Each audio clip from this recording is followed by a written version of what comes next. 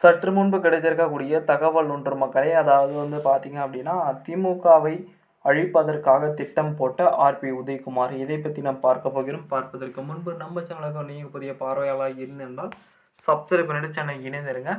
மதுரை மாவட்டம் புறநகர் மேற்கு மாவட்ட உசிலம்பட்டி தொகுதியின் சார்பில் தேர்தல் ஆணையத்தின் வாக்காளர் பட்டியல் சிறப்பு தீவிர திருத்தம் தொடர்பாக ஆலோசனை கூட்டம் நடைபெறுகிறது. இதனையடுத்து ஆர்பி உதயகுமார் பின்னர் செய்தியாளரை சந்தித்து அப்போது பேசிய அவர், தற்பொழுது தேர்தல் ஆணைய வாக்காளர் பட்டியல் சிறப்பு தீவிரம் திருத்தம் நடைபெற்றுகிறது.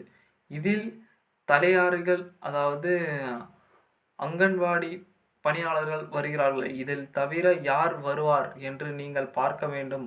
ஏற்கனவே திமுக போலியான வாக்குகள், இரட்டை பதிவு வாக்காளர்களை வைத்துத்தான் புச்சாண்டி காட்டுகிறார்கள் என்று எதிர்பார்க்கிறது.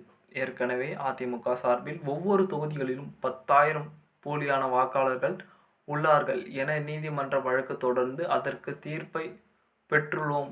இந்த எஸ்ஐஆர் மூலம் இதற்கான விஷயங்கள் நடக்கும். இரட்டை வாக்குரிமை உள்ளவர்கள், இடமாற்றம் செய்தவர்கள், இது போன்ற தில்லுமுள்ளுக்கள் எல்லாம் கலைக்கப்படும். குறிப்பாக தேர்தல் ஆணையம் இதை குறித்து ஒரு விஷயமாக பேசி கிராமமாக சென்று பொறுப்பாளர்கள் 4ஆம் தேதி வரை பணியாற்ற வேண்டும். சில இடங்களில் அதிகாரிகள் வரவில்லை என்றால் உடனடியாக தகவல் தெரிவிக்க வேண்டும். அதே போல அரசியல் கட்சிகளிடம் படிவங்கள் இருந்தாலும் உடனடியாக தகவல் தெரிவிக்க வேண்டும். இன்றைக்கு திமுக தோல்வி உறுதி என்று உளவுத்துறை மூலம் தகவல் கிடைத்துள்ளது. இதனால் நெல்லை மாவட்டம் ஆலோசனை கூட்டத்தில் தோன்றத்தால் பதவி எடுத்து விடுவேன் என்று ஸ்டாலின் எச்சரிக்கை விடுத்திருக்கிறார். அதாவது இன்றைக்கு திமுக அதிமுக என்ற முடியாமல் ஒரு விஷயம் நடந்து கொண்டது. அதிமுக பிரிந்து விட்டது என்ற மாய தோற்றத்தை பரப்பி வருகிறார்கள்.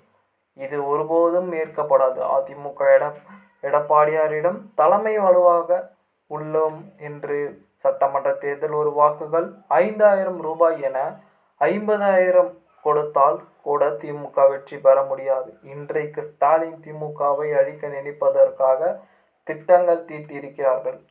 அதாவது ஒப்பாரி வைத்து வருகிறார்கள். உண்மை கலக நிலவரங்கள் என்னவென்றால் திமுக மிகவும் மோசமாக உள்ளது என கூறப்படுகிறது.